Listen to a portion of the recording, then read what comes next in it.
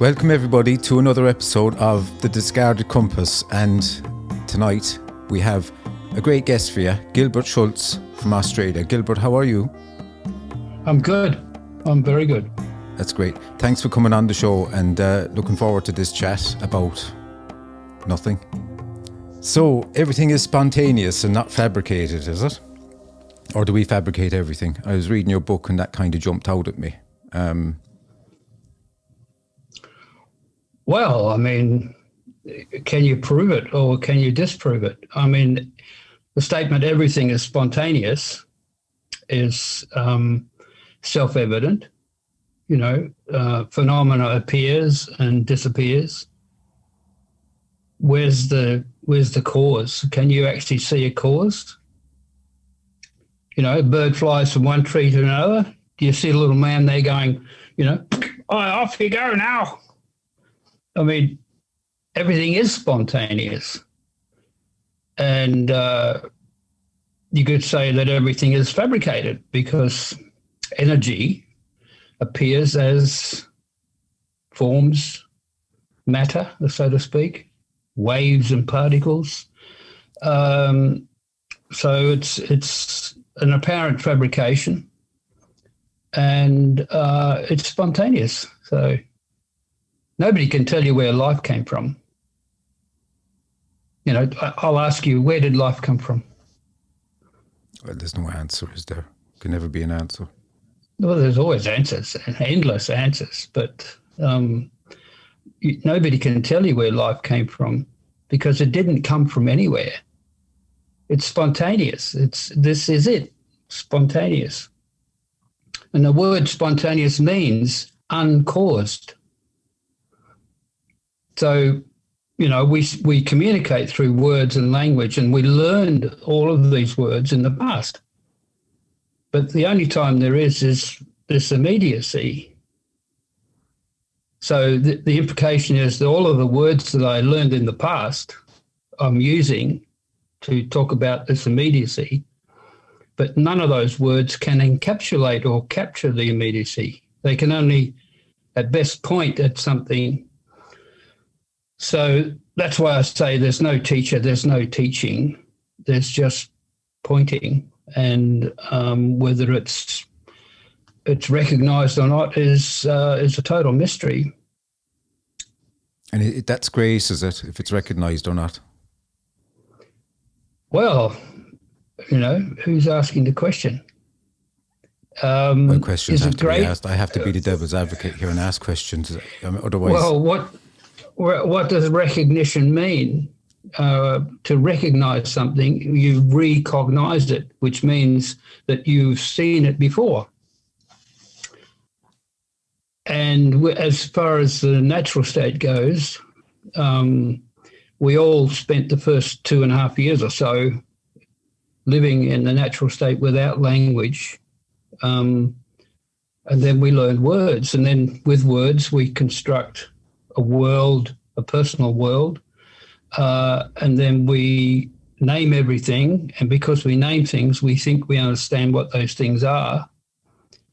And then, you know, there's assumptions and beliefs and all sorts of things are woven out of these words. And we create a prison for ourselves and a dis-ease of being because, you know, we're sort of one step behind the spontaneous. We're running behind trying to construct. It's a bit like a political party, you know, they're trying to construct some meaning to life according to their dictates, and they're trying to push it ahead of the immediacy so that people believe in it and then they get the vote. And we do that with our identity. You know, all of our problems are due to identity and boundary or boundaries. Now, what is my identity? Have I really looked into that? Have I really examined that? What is my identity? You know, I'm given a name by, you know, parents and society, and I'm given a culture from society and all that sort of stuff. And I'm given a language, and And then I try to make sense out of all of that. But who am I? What am I? What is my identity? And this has always been one of the great questions that puzzle people. Yeah, but generally, most people just, they get into it and they get on with their life. They have a bit of suffering, they have a bit of happiness, and they're happy to go along with that until things start to get a bit heavy. So boundary is the other one. This is my body. You can't touch my body unless I give you permission. This is my house. This is my car. This is my property. Get off my property. Trespassers will be prosecuted. Blah, blah, blah. Out comes the shotgun. This is all about boundaries. And countries have boundaries. I think the Wall of China is one of the boundaries that's very obvious. You can see it from space. But it's just a stone wall. That's all it is. It doesn't divide the planet. It doesn't divide the land. It divides the access to creatures with legs. But birds fly back and forth over the boundary. They don't stop at the boundary and go, oh, hang on, here's my pass. It's all concepts. So identity and boundary is basically all of our problems are about that. A mistaken identity and having to prove who you are based on paperwork and data and evidence that if you look into it, it just evaporates. Have I upset you now? So it's quite a radical thing to hear, because normally in the Western world we aren't used to hearing about these sort of methods of inquiry, self-inquiry. Anybody would really not bother asking, who am I?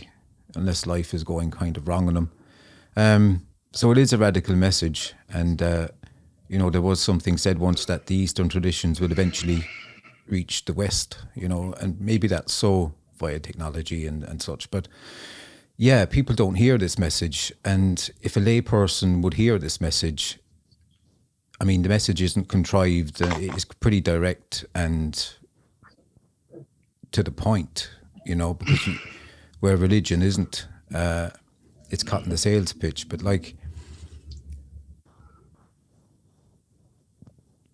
people aren't maybe ready for this, whatever, and it all happens how it's supposed to happen, So, and I remember, you said once, you can't teach what can't be known. I thought that was a good pointer. Whatever happened in that pointer, it's quite direct. It knocks everything out. It knocks all these guru skittles out of the way. And you cannot teach what you don't know. So what do you know? And can you teach it? What's the essence of the knowledge of self? When they discovered this ancient temple in Delphi, a pile of rubble, stones and things, they started clearing it up last century sometime, or maybe earlier. And they found the lintels with carved lettering in them, two lintels, which sit on top of the columns. And one of them was, know thyself. And the other one was, nothing in excess. So these are profound questions, or suggestions or pointers. Know thyself. What is there to know? The activity of knowing is spontaneous.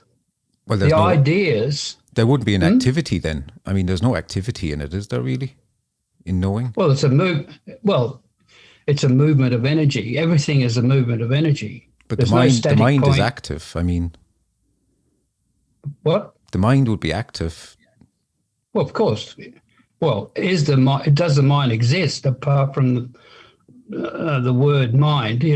Mind is just a word for an activity. Something's going on, And the word, and the you've mind, got to. A lot of people blame the mind, and they get into a hell of a lot of trouble in their own imagination and mentation. If you blame the mind, then you're in serious trouble. But it's an illusion anyway, because you can't find a mind. There's no mind. Mind is empty. It's like space. So everything. What realizes or recognizes that there's no mind? Fine. Well, it would be a presumption for me to suggest or tell somebody what that is, because it's like stealing sweets off a child. You're not going to go and steal a sweet off a child, are you? It's a self-discovery. The problem with the seeming problem with all of this new sort of teachings and things is that a lot of these gurus and spiritual teachers, they go into the incredible detail about all the ins and outs of all this stuff, and it's very entertaining until you get bored with it. It's like, I can't listen to this anymore. It's a trap. It's the total trap.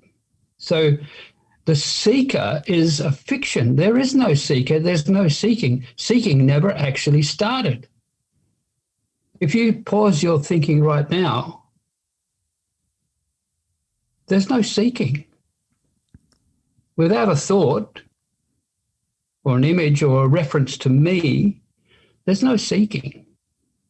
So seeking is a story that quickly kicks in about a fictional character called me. And I'm seeking happiness, enlightenment, or whatever it is. I want a new car. I want a red sports car. I want a new girlfriend, blah, blah, blah. I want $1 million in my bank. Whatever, I'm seeking the stuff. But who is this one that's seeking it? It's a fiction. Like the courage to see that doesn't come from the mind or the me or the ego. The ego is not interested in self-destruction, but it'll play with it. It'll torture itself and get something out of it, even if it's completely negative, so-called negative. You can see the mind will straight away go into, it won't take it in, it won't look at itself because it has to put things in. Yeah. Well, yeah, but there's no mind there doing that. Well, that's the thing. Well, that's probably why it won't. It's probably known somehow intuitively that it's dodgy. Well, it's tied into survival.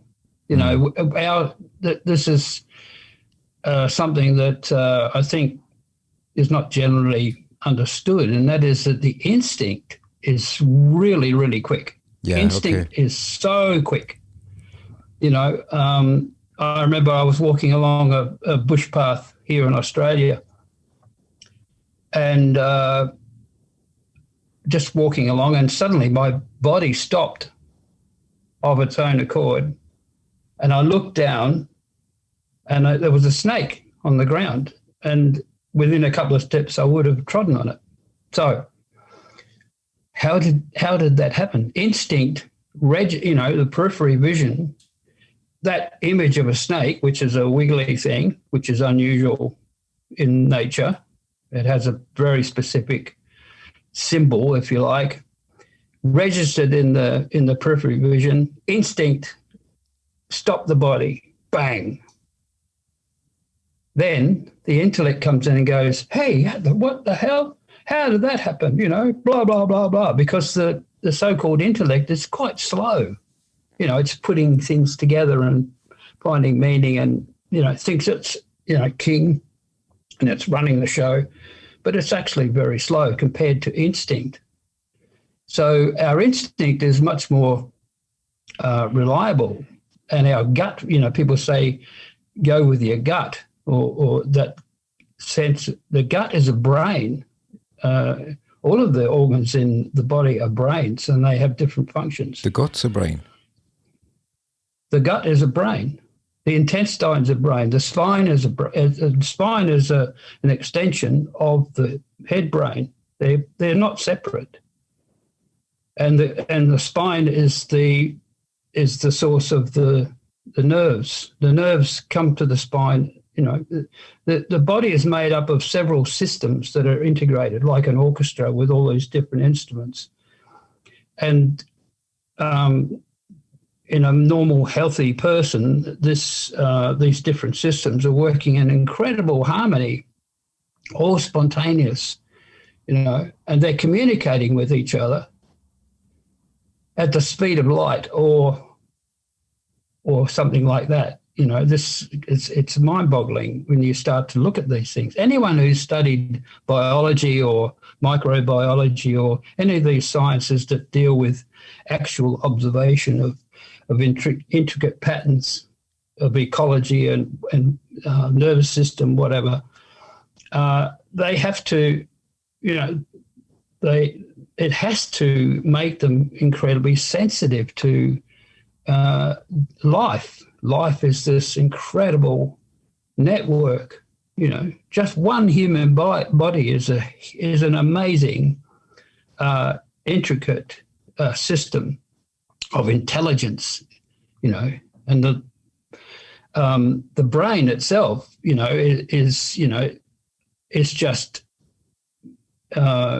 unbelievable. The complexity. You know, computers and things.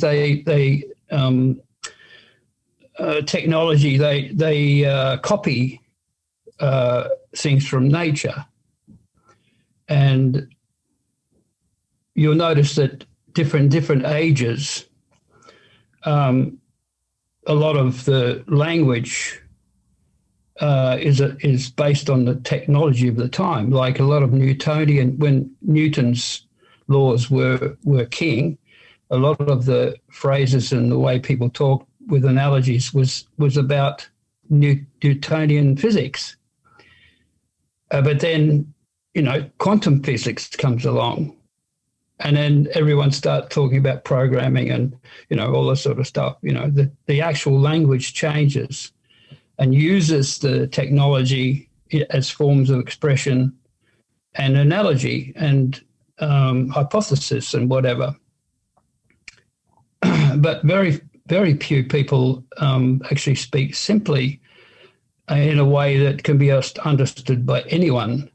And that's the beauty of pointers, is that a pointer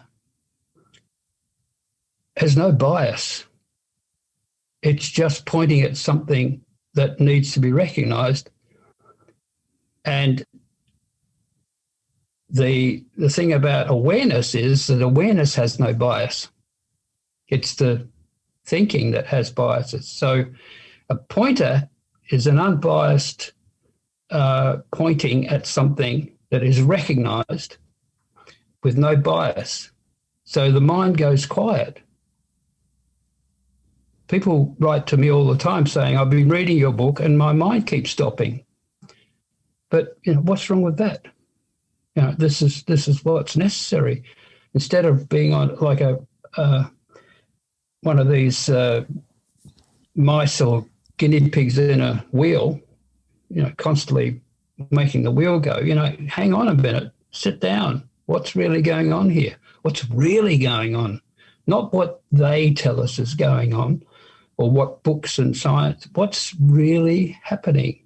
And everyone has the capacity to investigate this consciousness for themselves. Have a look, what's really going on? Self-knowledge, not what somebody else has discovered, you know. You don't have to be a seeker and 1,000 other seekers sitting there glaring at some guru on the stage who's, you know, giving darshan or whatever they call it. That's just slavery. You know, if the guy actually knows how to free you, let him do it, and let him do it now. Holding people to ransom and spoon-feeding them, you know, more books, more photographs of the guru to buy, more trinkets, more clothes to wear. All of this nonsense is slavery. It's idolism. People idolize these teachers, and of course they love it. They're Christmas on a stick. They're really enjoying it because that's how the ego works. Gets to be some sort of a sales pitch, maybe, to sell you something. Of course, Of course. But, there's nothing to sell.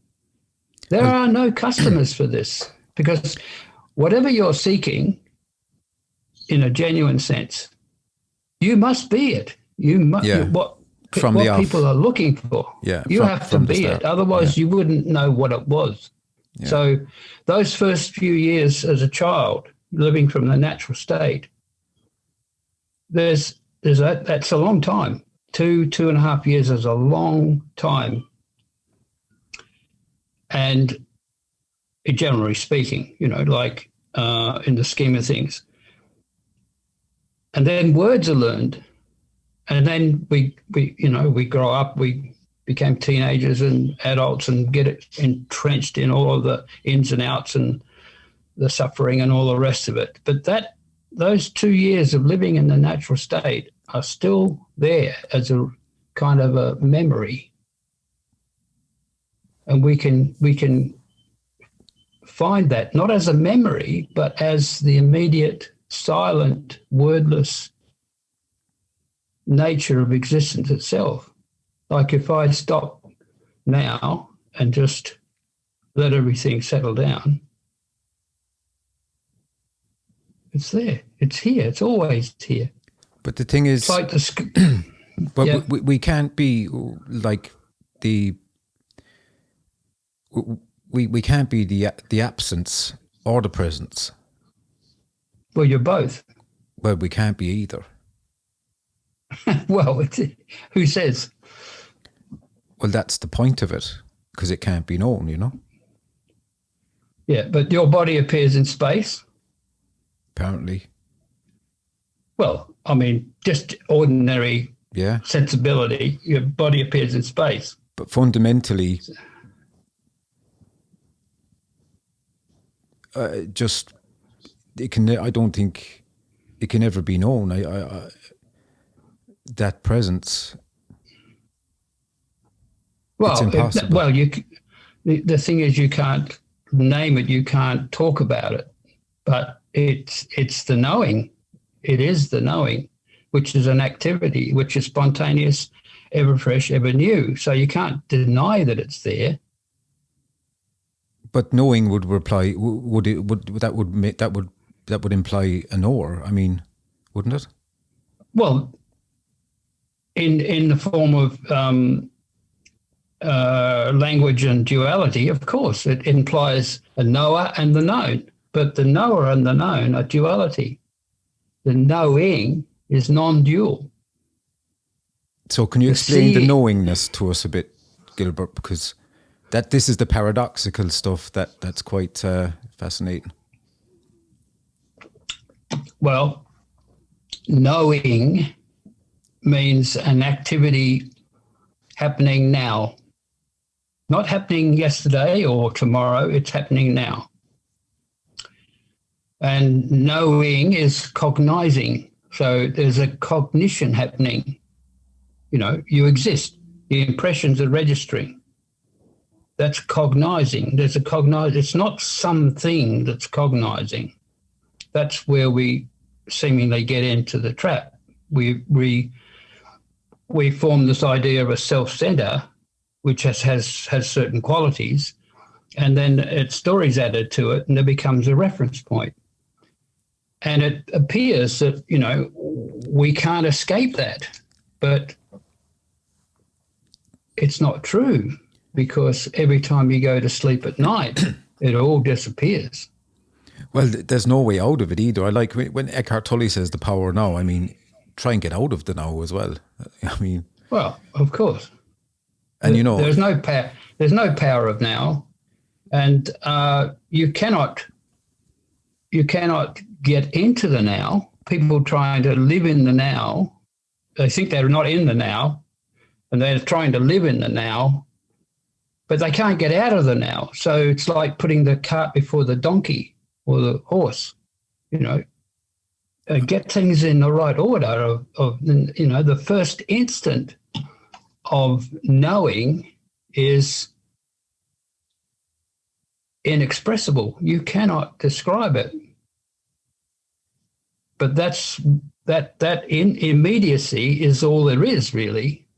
And on that we weave stories and mythologies and everything, and it's all bubbling along, seemingly being dragged by the immediacy. But the immediacy is not in time. This is the thing. Time is a kind of an illusion. Space and time. Space is volume, a sense of distance, near and far.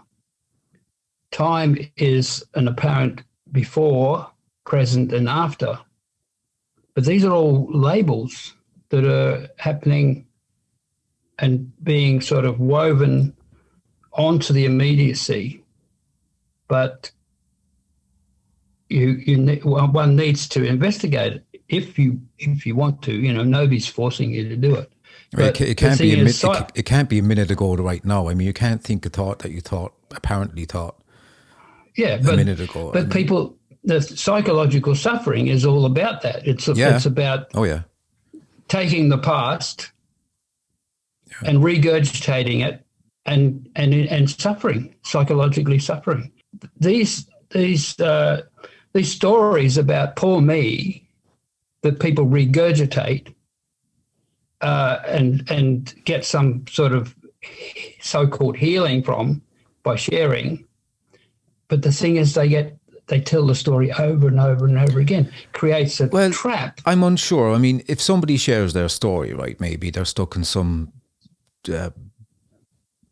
trauma, like post-traumatic stress disorder, right? Okay, and they share it. Maybe they get some clarity by sharing it, that it's actually they're just going over the story all the time, and maybe they can get clarity with a professional that, look, you're not really being realistic about this, that, and the other. I mean, maybe they get some sort of clarity in that. I mean, yeah, I'm just thinking of suffering. Yeah, you know, we're getting kind of relative into things now, but like, as in suffering, yeah, you know, I don't like seeing people suffer, and I can't really walk up to someone and say, listen, you want to stop the story about your mother dying, or, you know. Yeah. I understand. I mean, it's, but it's like grieving. Grieving is a natural thing that happens. But if it goes on and on and on for too long, it becomes a problem. You know, and the thing about this identity of me is it's a fiction. And if you refer everything to me, a so-called person who refers everything to me is called selfish. They're a very selfish person. They're not interested in anything. If there's nothing in it for them, they're not interested. You know, I've seen people who go to non-duality meetings, and they kind of catch on, but they're very, very selfish individuals. And they get to a point and they go, hang on a minute, there's nothing in this for me, you know, and they leave and they don't come back because they see that there's nothing in it for the me. Well, nobody told them there was something in it for the me. Yeah, but generally, like, yeah, okay, that's interesting because, okay, there's nothing in it for them, and so they're off down the road, okay?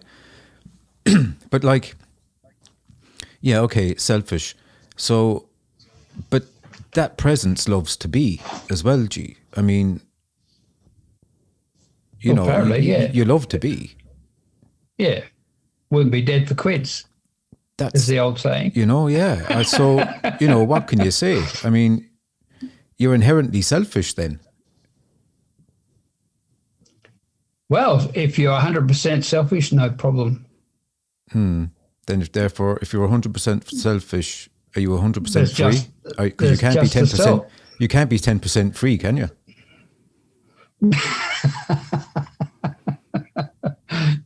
Depends on who you vote for. Does it? No, but seriously, it's quite a good question, isn't it? You can be a little bit free, can you?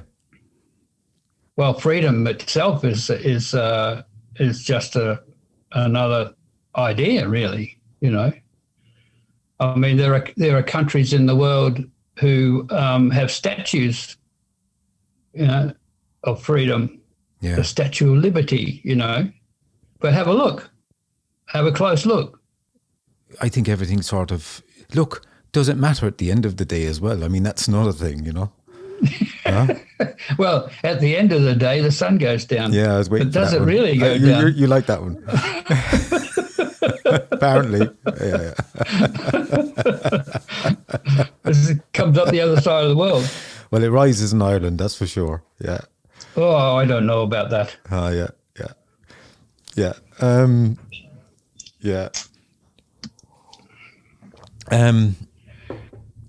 How did things start for you on this journey? How did it all kick off? I'm interested to know.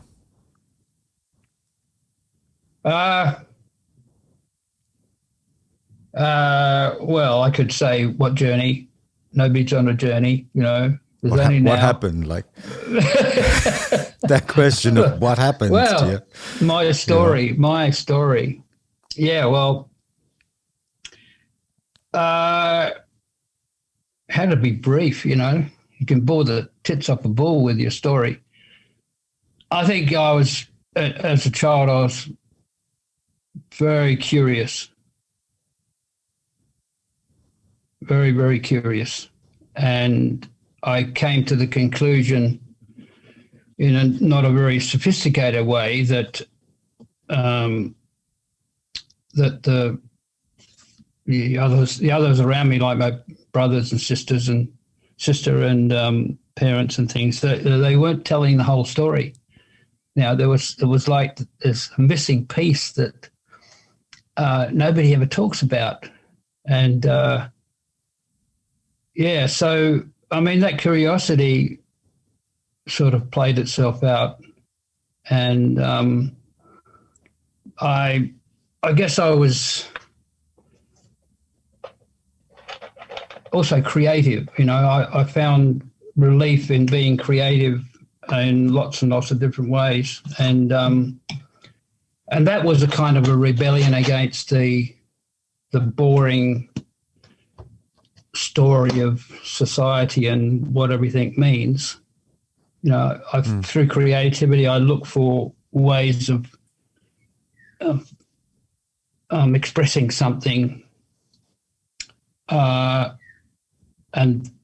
I discovered that in the immediacy of the creative process, it's almost like there's a special kind of energy. Yeah, I was just thinking while you were describing it, I was thinking it myself, because I'd be creative as well. There's like a connection to potentiality, which is loved, you know.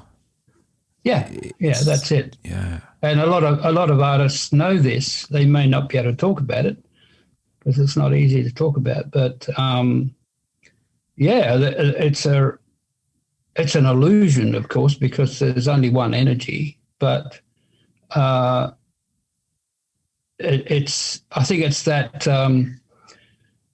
freedom of pushing the world and all its laws and demands away and just playing with the creative process, whatever it is. And it can be sculpture or painting or drawing or music or all sorts. And there's a joy in that. There's a real joy which is incredibly intimate. And I remember I started doing wood engraving, which is a very fine carving on end-grain boxwood, and then you print the carved result onto paper. Used to be used as book illustration before photography. Anyway, a very demanding art form. And I remember, and it's quite small images that you work on, and you go into this micro world where every little scratch has a meaning, in the image. Every little cut, tiny. You remind thing. me of the Buddhists doing those big mandalas. Yeah. So the attention, you just enter this micro world, and your body almost disappears except for your hand, and the tool. And I remember somebody came into the room where I was and said, "Do you want a cup of tea?" And it was like I heard these words, but they weren't words. They were sort of, just vibrations. And then I kind of came out of this realm of microscopic whatever, and then I recalled the vibrations, and it's like the words formed out of nothing. And do you want a cup of tea? And it was like, oh, yeah, a cup of tea would be good, and then back into it again. And something was witnessing that, there's a witness all the time. Something is witnessing life and everything that's happening. So therefore I can remember it. I can remember that very vividly. I can remember what was, that so-called event. And yeah, I mean, I look back at my life, I'm not a young man anymore, and I don't have any regrets, but I think there are certain points in the story where I'm not sure I'd make the same choice. Maybe. Ditto. This is a story. This is just a story. Yeah. And of course, it couldn't be any different. But we like to imagine and play, and it's all good. Like there's a certain amount of pleasure in helping others to see through the psychological suffering. And there's also a lot of frustration in it because, it's almost like there's the resistance to that so-called help is, reminds you of a donkey that, that doesn't want to move. It sort of digs itself in and it doesn't want to move. So, but, that's life, and we ramble on and tell our stories, and in 3 generations, less, it all disappears and changes anyway. What do you know about your great-great-grandparents and their life? Well, I know a bit about my great-great-grandparent, really. I actually do. One of them. Well, what about the generation before that? No, you don't know much. So within generations, all of that sort of personal stories and things, they just vanish. Yeah. And because when I'm dead, I mean, you'd be like, yeah, okay. And a month later, it's like they've forgotten about you, Yeah, that's right. So that's kind of related to the story of me and the psychological suffering. If you don't give it energy, if you ignore these stories about psychological suffering, they have to disappear. But the ignoring is also mind, Well, is it? Well, it has to be. If you move your attention from one thing to another. Where are yesterday's thoughts? Well, I'm going back to the unanswered question. So about Grace. Grace has to be involved there. I've never met Grace. What's her name? Well, that's why I didn't answer it. I mean, there has to be some sort of grace involved, Well, I don't know. I never really get this grace thing. Like, why not? I mean, it's a big thing in the spiritual arena. The spiritual arena. I've never been there either. Well, you're in there now. How are the tickets? How much are the tickets? It's free. Oh, It's yeah. just a label, like um, life is spontaneous. The blood is coursing around your veins. You're taking the next breath without really thinking about it. It's just happening spontaneously. And then somebody comes and says, "Oh, that's because of grace." It's like we want to put labels on things, Mm. and it's all words, and words don't have any being. Words are just words; they're vibrations. They don't have any being.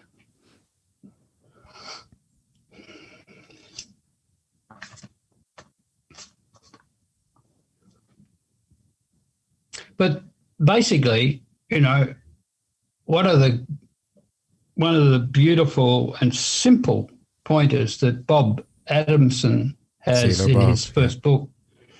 What's wrong with right now unless you think about it? Is it that one? No, no. Did he have a previous? He had a previous one to that, did he? No, that's the book. Okay. Yeah, that's the first book. Well, when I put the book together, I said to Bob, "What do you want to call the book, Bob?" He said, "Oh, I don't know. You pick a name." And he put it right back onto me, and I thought, "Oh God, But that was the part of the book, or that was the pointer in the book that had really shaken my bones. What's wrong with right now if you don't think about it? It's like, well, nothing. It's like a little key that unlocks something. But the pointer I'm actually talking about is he says so many things, in that book that are just so simple and sort of throwaway lines. He doesn't make a big thing out of things. He just says stuff. And and this particular one is, watch the mind and see how it operates. Straightforward, simple, no la-di-da, no Sanskrit words, no beads and rosaries or whatever. Watch the mind and see how it operates. That is the best advice. Do you know, that is quite powerful. Yeah, because if you don't watch your mind, that is really so-called powerful. mind, you are a slave to whatever the mind is doing. It means something. It actually means something. Instead of some, blah, blah, blah, you should meditate more or whatever, it's watch the mind, see how it operates. And that seeing it's not contrived. It's just watch. Well, don't try and watch from the mind, but just observe. Yeah. If it is contrived, it will be seen. It will be. That's a great point. Yeah. There's nothing hidden. This is the thing that people think they can hide stuff, and generally speaking, you can hide stuff, but you can't really hide anything. It's all it's all actually out in the open. And sometimes I laugh because it's like if so-called people could really understand that the stuff that they think they're hiding is actually emphasized and on full display, and the words that they say are not covering it up. Like politicians who obviously tell lies. It's like so obvious. It's screamingly obvious that this is a lie told in the form of truth. It's like, duh. Yeah. And that's so watch the mind, see how it operates, because if you don't, it's like, I think Nisargadatta said, I was just thinking of him there. Actually, I was going to bring him up. Yeah. He said, you cannot transcend something unless you know exactly what it is. Now, that's pretty basic too, isn't it? But powerful, like. Yeah, yeah. And that applies to so many things. You know, if you want to transcend something, you have to know exactly what it is. You know, if you want to walk over a mountain, you have to know about, you know, the what's in store. You have to study whatever's available, or you have to do the journey and face whatever problems arise, which might mean that you don't make it. But watch the mind and see how it operates. It's very, very potent, because it's so-called your mind, and who knows your mind better than you? Not your psychologist, not your psychiatrist, Okay. not your husband, not your boyfriend. You know your mind, because it's your mind. You know the tricks it plays, but if you watch it impartially and are willing to see the tricks, the so-called tricks that it's playing, which are just patterns. There's no one, the mind is not a trickster. The mind is just patterns unfolding. So if you study these patterns and how they operate, you have insights. You go, if I don't do that, then that won't happen. You know, if I'm not so selfish, then maybe life isn't as bad as I think it is. Insights come. You know, like without insight, the mind will just keep repeating the same old crap, making the same mistakes. You know, like, what is the purpose of memory? Basically, what's the purpose of memory? Well, I like to split words up. It's like me, memory is like me, and story is like a me story, isn't it? History, his story. I mean, it's like history. Yeah, I get that. But what is the purpose of memory is basically that you stop making the same mistakes, because Tell that to the world. Your life depends on it. It's your survival depends on it. You know, and cavemen knew this. You know, Neanderthals knew this. They knew that if they went down that valley there might be a saber-toothed tiger. So they'd go a different way or whatever, you know, because they'd experienced it. You know, we learned through experiences, and we learned that some experiences can be avoided. So memory is there so that we don't make the same mistakes. But the me of memory is like the chief librarian of the library of memories is a selfish prick. He's only interested in himself. So he tampers with memories, you know, makes them look better than they were, or, you know, or gets rid of some, you know, the me of memory. For someone to approach this would be to sit and meditate, inquire, do self-inquiry. I mean, what's the most powerful way of approaching this? Is it simply to do something simple, like watch the mind? You can't approach it. The very idea that you're going to approach it is the problem. You are it. Start from the fact that you are that. Then, as Bob says, then see what comes up that tries to take you away from it. Mm-hmm, mm-hmm. Yeah, you see, we're taught to achieve, even with religions, to pray to something. We'll get to heaven. We'll go do da. It's always something in the future, and you know, we're never told. You know, why don't you just have a look at what you are first and work from that? Yeah. See, that's too empowering, you could say, maybe, but it's too. There's too much freedom in that. Well, there's lots of control for the person telling that. There's no power. Yeah. There's no power gain for anyone saying that to someone. Yeah. Basically, you cannot trust, you know, the system as it is. You know, the system works for itself. It doesn't care about people. The system of society is like a monster with no eyes and no ears. It's just doing its thing, unconsciously devouring things. The opportunity for the individual is to watch their mind and see how it operates. Then intelligence, which is innately there, starts to have some influence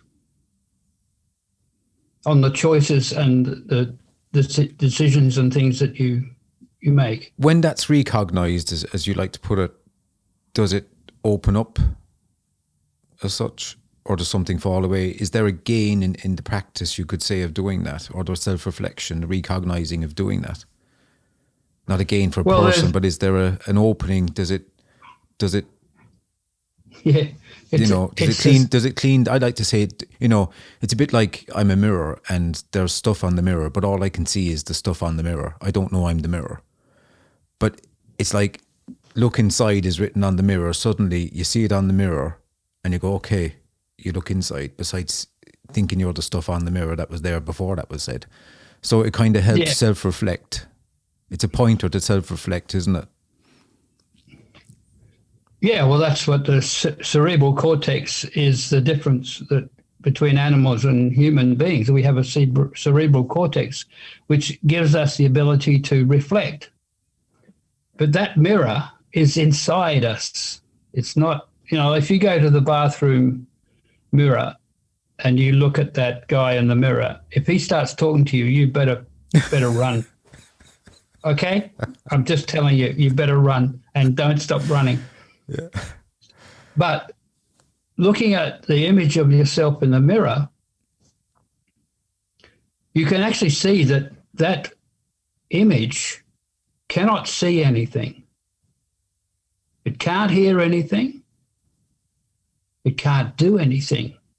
You can move your hand and you can watch it. The reflection is instant. It looks like it can do something. That hand in that mirror can punch you, maybe. Right. If you sometimes if you didn't think, and you think it was coming for you, yeah, you would, yeah. That's right. Yeah. And so this is like it's subtle. It's very subtle because you can miss it and misinterpret it.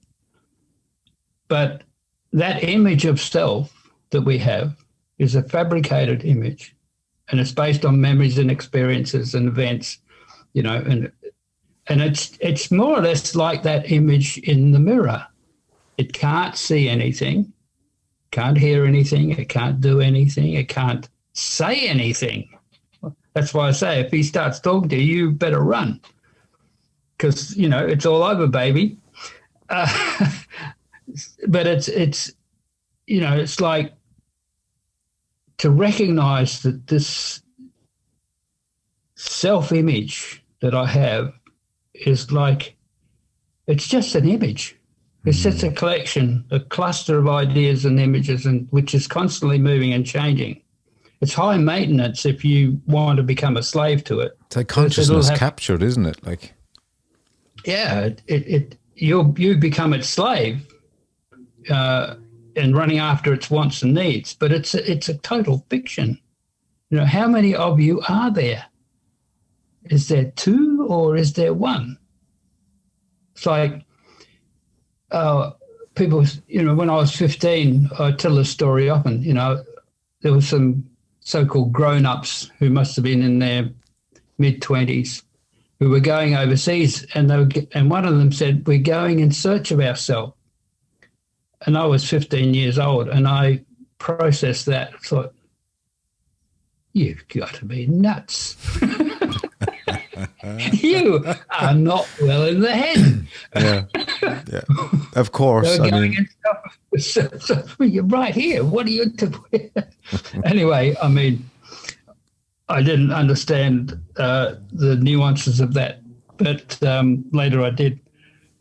But the thing is, people go in search of their self, or and I hear phrases like, "Oh, well, I want a better version of myself." I want to be a better version of myself. But how many versions are there? Mm. Just accept that there are aspects to you that are not pleasant. Human beings are violent things, and if you're in denial, I heard some well-known spiritual person say, "Oh, I don't have negative thoughts anymore." It's like, you wacko. I mean, what kind of delusion is that? Not that negative thoughts are any different than positive thoughts, but it's just this mindset people get into, and they think they're special. And then they have the audacity to teach other people this bullshit, this special bullshit. And you wear the beads, and then you can kiss my foot now, whatever. This is absolute arrogance in the name of truth, by the way. Yeah. Well, I'm just thinking of a lot of that. That happens, It's a business in some respects, People charge. Do I have a problem with it? Well, they're going to do what they're going to do. People are going to pay, Yeah, well, it's just life. I mean, it's a marketplace. It's the marketplace. Mm. But when it comes to finding your true nature, or what is the meaning of life? The meaning of life is living. So get on with it. Yeah. Nisargadatta, you mentioned him in your book a good bit, I'm just thinking, lineage, is there such a thing? You probably say no. I know you're going to say no,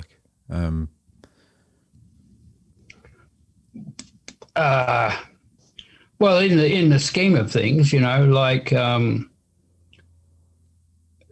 there appears to be a lineage, just as there appears to be a lineage in your family. You have a mother and a father, or you had a mother and father, and they had parents, and you had brothers. There's a lineage of. What's a lineage of? Bodies, or well, what? What's it a lineage of? Evolution? It's just one of these ideas, really, because the knowing, the activity of knowing, hasn't got a lineage. It doesn't care what faculty it expresses through, or however you want to put it. It's like, there's all the stuff about non-duality. People love to talk about non-duality or belong to some non-duality club. And non-duality means one without a second. Yeah. One without a second. So it's not a club with 10,000 members or whatever. It's one without a second. And you are that one. How could it be any other way? You have to be that one. And the second is the not self. So the one is the so-called self, and everything else is the not self, or the me and the not me. So the whole world is the not me. And I'm feeling vulnerable because I'm not that, So that's just suffering. And Nisargadatta said, I think he mentioned in a talk he gave that, it's ironic that everybody thinks they're the body, seekers think they're the body, yet they go looking for enlightenment. It's ironic, isn't it? There are so many holes in the apparent ego structure. There are loads of holes in it, isn't there, really? Well, it's all empty, It's all, actually. yeah, I was thinking when you said, yeah, But, yeah. The thing is that, we talk about the message, the message is just life, energy, intelligence. That's all it is. It can take many forms. Now, I could say a few sentences that could completely blow people out of their minds. Go ahead, give it a go. No, because first of all, they're not ready for it. There's a risk in actually recognizing the true nature of things. So you don't. It's like missionaries go in and destroy cultures. Christian missionaries have destroyed or partially destroyed cultures and robbed native people of something that's been thousands of years of developing and more or less harmoniously. And the Christians come in and they tell them it's evil, and they get them to burn all of their artifacts and things. They rob them of their culture and replace them with a man on a cross.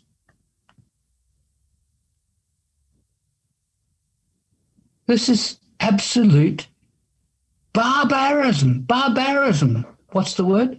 Barbarism. Yeah, it's near it. Barbaric. Whatever.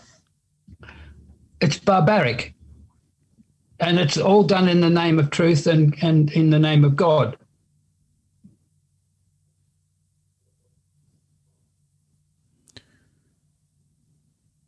Yeah. And this is it. And there's nowhere to go, nothing to get.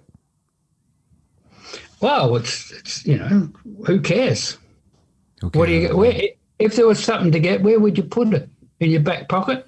Yeah, well, this is the thing. I mean, it's like I'm a person. That implies two. Right. I mean, you can't be two. I mean, what knows, it's, it's like, okay, I see you both, Yeah. Yeah.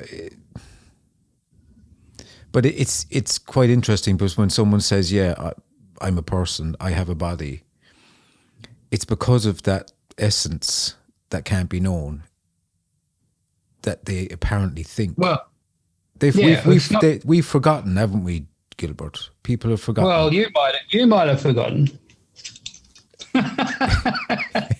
It's not because of anything. You see, well, I never know what it is anyway, so it doesn't matter. Well, because you are that. Well, I'll never know that.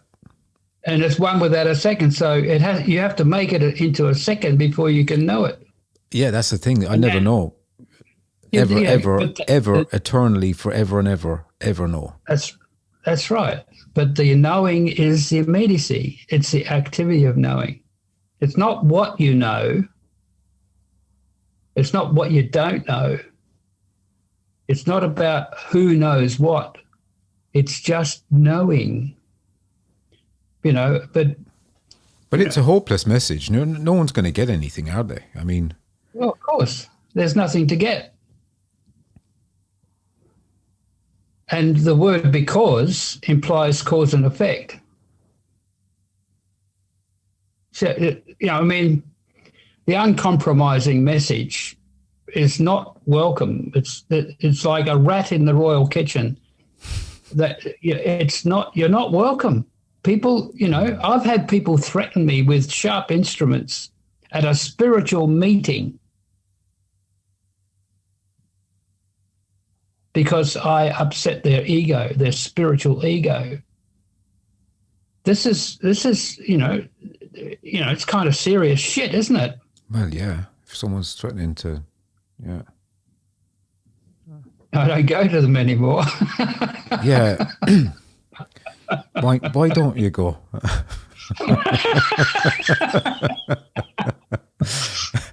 Well, there's nothing to get, but in a way, I don't want to talk about this stuff. I just live my life, and there are things happen, and I don't go to spiritual meetings or whatever anymore because, there's no because, is there? Just not happening. Do you miss that? Do you miss that scene? No, not really. Not really. I mean, I don't know what to say. I don't miss anything, Life is good and it's ever fresh and new, and you don't know what's going to happen. I don't know what my next thought's going to be, and nobody else knows what my next thought is going to be, and that's a relief. It's watch the mind, see how it operates. Insights will come, and that's basically the best message you will get in the next. That's it. That's the best message you've had all day, and maybe you won't get any more good messages. Who knows? Well, it's enough. It's quite a powerful pointer. It's been great talking to you, Gilbert. Why you look so disappointed? I'm not. Inside him, it's actually feel quite better than good. Actually, yeah. I'm better than good. Excellent. I'm not trying to impress you. No, that's good. We talk about the impossible. We talk about the inconceivable. Yeah, but it's a wonderful thing to talk about. Yeah, maybe. I don't know. It's a bit like what you were saying about the music and the creativity. Yeah, it's kind of, there's something about it like that, like some sort of fascination or. Yeah. Right, Gilbert, thanks for coming on the show. And what about your books and your website? Have you anything to add? You have a book, Self-Aware. 2 books, Self-Aware and Self-Illumination. And the website is seeingknowing.com. I don't know if anyone looks at the website anymore. I do get emails every now and then, but probably from people who've read the book. And I get some good emails, but not so often. But I don't think I've got anything to add. It's like, stay out of trouble, stop smoking, stop drinking, be kind to each other. Right. And don't get wet. Gilbert, thanks a lot. Take care. See ya.